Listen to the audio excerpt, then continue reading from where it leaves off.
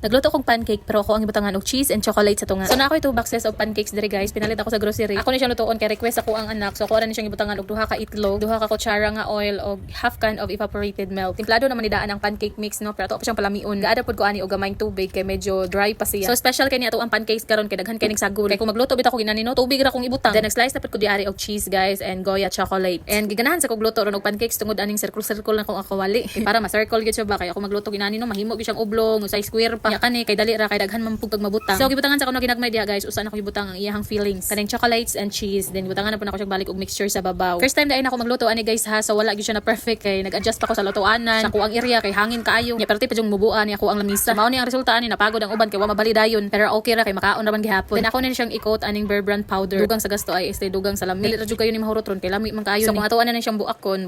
Nana siya ipalaman sa tunga. Devaluable up na to ang pancake. So ang tawag na ni pancake with cheese and chocolate fillings coated with milk powder. Charot, ug mao ni hastang manok nangayo pod ako na lang pong gitagaan.